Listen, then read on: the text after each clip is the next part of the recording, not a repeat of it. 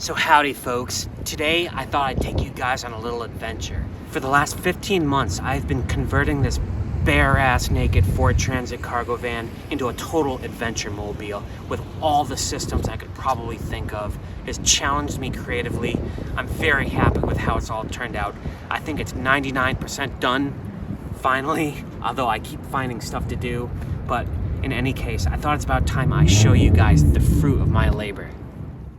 After 20 years of car camping, I knew exactly how I wanted the interior laid out. First and foremost, I wanted a living room inside the van, big enough for a couple to slow dance in. This meant foregoing the airplane layout with a long trench down the middle and a bed in the back, a layout I abhorred and which is 95% of the vans I see. So why the black and red? I just think it's a cool color scheme. Most of the vans I see are just white on the inside or maybe wood color. I don't want something, I want color. I need color and design in my life. I find red a really soothing color. The bathroom is in the rear on the passenger side. This means I didn't have to cut any holes in the van to maintain the toiletries, or my fresh water supply. Everything is protected and accessible behind those rear doors. The calligraphy on this pillar right here next to the bed, it's a Japanese proverb. It means fall 7 times, stand 8 times. The cabinetry in the bathroom is made entirely of aluminum, zinc, and vinyl cutting boards from Walmart that I hacked together. It's corrosion free. Aside from the shower curtains are many coats of Flex Seal, which I used to completely waterproof the space. I probably went overboard with all these shower curtains because I thoroughly waterproofed everything behind it with multiple layers. And here I just kind of put more bathroom stuff.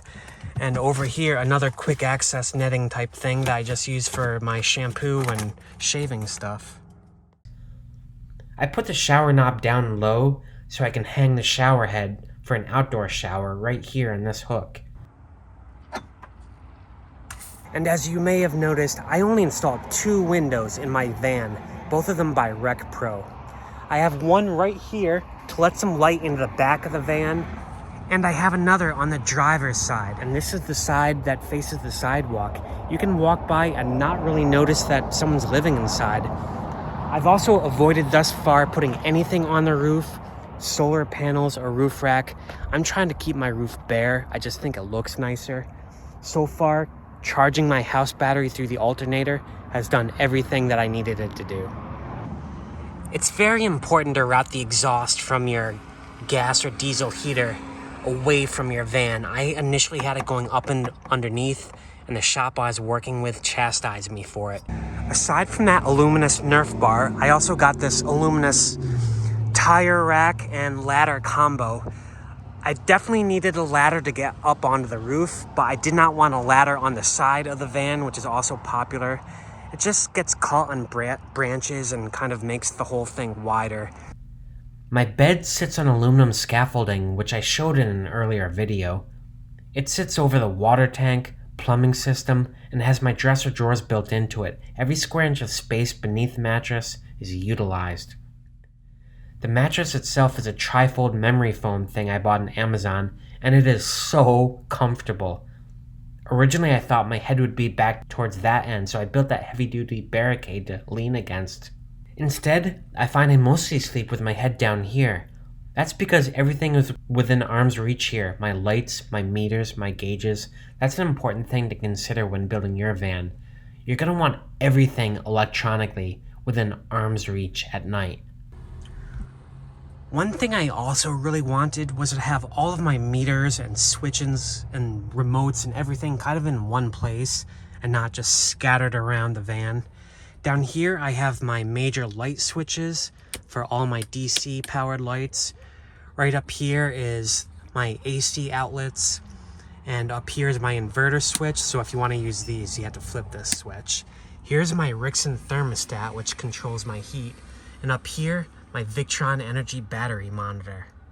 As for lighting, if I want really strong lights, folks, I just open up the driver's side door, close it, it turns on the Ford factory floodlights. Those things hurt my eyes, oh my god. So I don't want to add anything as bright as that on top of that. So what I did, I used these little 5-volt USB powered lights. I use 4 of them. I have 4 outlets under the control panel that I installed myself so I can replace them if I need to. One thing I would do different is this MaxxAir fan. I would not get the version with a remote. The remote is from the 1970s. It's the size of a brick. And what's the difference between reaching here to switch a button and reaching here to switch a button? It's just a waste of space. And when I want a good cross breeze, I have my window right here and another DC powered fan right here. I love this fan. It gimbals, you can point it anywhere, you can stick your finger in it, it doesn't hurt. I use this fan even more than the MaxxAir fan, actually. I also wanted to make sure that my hamper where I put my dirty laundry was kind of separated from the cabin space. So at the head of the bed, I put this little rubber flap, and you can just drop dirty laundry through there and it falls into a hamper below.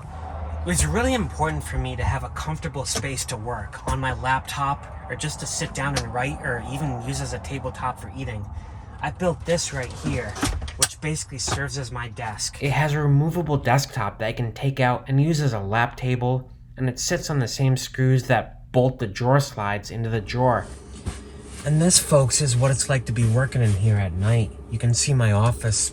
This is like the perfect height to put my computer on. I have all my light switches right here. I like to have a bit of a light show. I always turn the disco ball lights on whenever I can. Obviously not when I'm stealthing.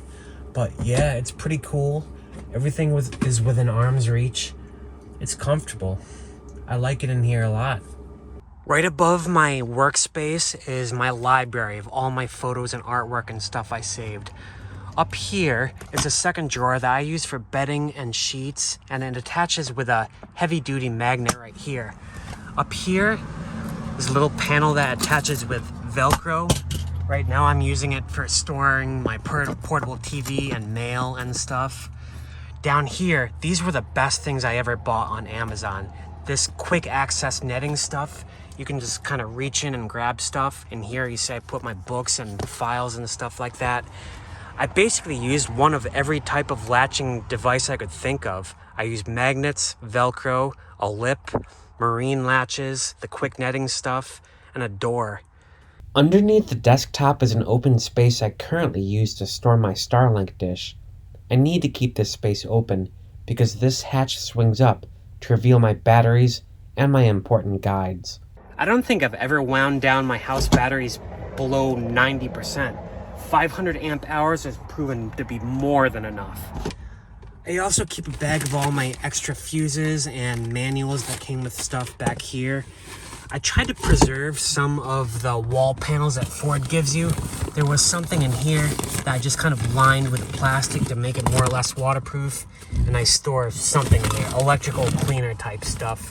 It's kind of out of the way. I think it's a good use of space.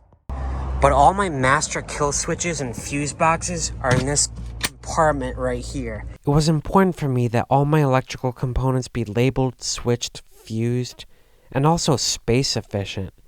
From here, the wires run underneath into this compartment that's protected by a 3/4-inch plywood board that also serves as a stepping plate for the bed. Basically some master on-off switches that I wired, a thermostat, my inverter, stuff that has its own on and off switch, and my Rixon air conditioning system is all underneath this panel right here. I live in a winter climate, so having a rock-solid heating system was priority number 1.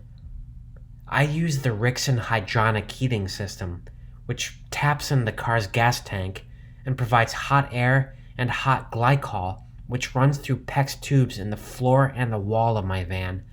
This gives me heated floors and a heated wall next to my bed that I can cozy up to at night. The system is mainly intended for boats, but I modified it to work here. In the future, I'll post a whole video about that install. For my fridge, I have a Dometic DC 55-liter fridge that fits conveniently right in the space. Just like in a house, the kitchen is the warm, beating heart of my van. It sits behind the driver's seat, and this backsplash wall doubles as a bulkhead, both to protect me while I'm driving, and be a place to stick souvenirs of all the various places I've been. I use nylon string as a substitute for cabinetry. It's both lightweight and simple. This is actually just one piece of string coiled through the entire space. I like this solution so much I used it elsewhere in my van, also as cabinetry wall. The remaining shelving in my kitchen galley is for utensils and stuff like that I put up here. Down here, another drawer that so far I'm using for tape and other random stuff. The kitchen galley uses 80/20 aluminum frame and soft closed drawer slides that suck themselves closed and are bolted directly to the aluminum. And down here, my wastebasket, currently in use. In terms of insulation on the windows and privacy, I built these fold-out canvases which are attached by heavy-duty 65-pound magnets. They fit in the back under here, behind where the fire extinguisher goes, and kind of just hold themselves in. I find that insulates the temperature very well, and it completely blacks out the window. And underneath is basically a typical sink setup.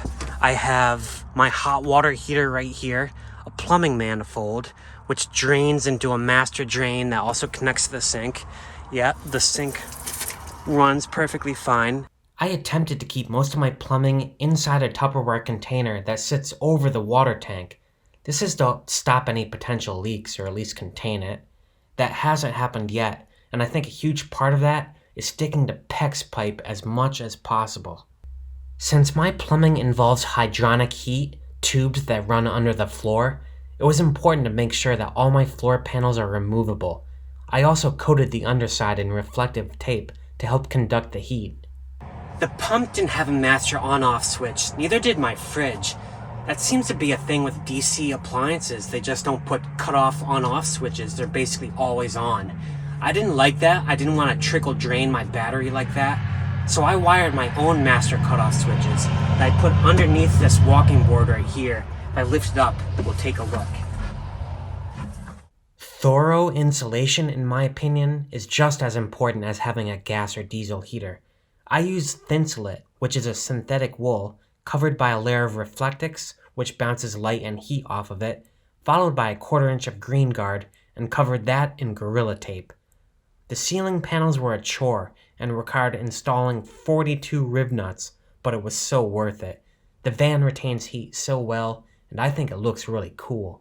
Folks, this swivel seat is by far the best thing I did in the entire van. I swear, just having a seat in your living room, like a proper seat that's not sitting on a bed, it makes a huge difference. Also, when I have guests over, it gives them a place to sit, let me blab about the van like I'm doing with you guys right now. It's just the perfect thing. But I also wanted to make use of the driver's space since I'm not, I sometimes have a passenger, I usually don't. One thing I wanted was to cover up all this window but not use like a Reflectix type thing. I think that looks kind of sketchy. So I installed this coat rack right here using just some scrap wood, 10 hooks from Home Depot, and I use zip ties to fasten it to the handlebars. I can hang up all my coats in there. It completely blocks off the window. I'll show you guys what that looks like. But probably the best thing I did was the Van Compass lift kit for the Ford Transit. It gives me 3 more inches of space underneath the van. Actually more than that, because it replaces these struts in the rear with shorter ones that gives you the extra ground clearance. On top of that, I also replaced my factory tires with Falcon Tire AT3Ws, one of the best off-road tires there are. They just grip the road when you're turning. You can feel it pulling you into the turn. I absolutely love it. I only replaced the tire. I did not replace the wheel itself. This is just the Ford factory rim. I spray painted it black. Actually, I had a shop do it. I thought about getting new wheels, but it's kind of a luxury, and those things are thousands of bucks. I think this looks just as good. Did you hear that? There's a pair of ravens that approve of my van build. But in any case, folks, I thought I just about covered everything with that video. The handle was the last thing I did. I don't want this channel to be all about van build stuff. I want to get back on the road, go on some new adventures. If you have any comments or questions about the van, put them down below. I'll respond. For now, I'm looking forward to 2023 and that cool thing. I'll see you guys on the other side of hill, I guess. God, how do you end these things?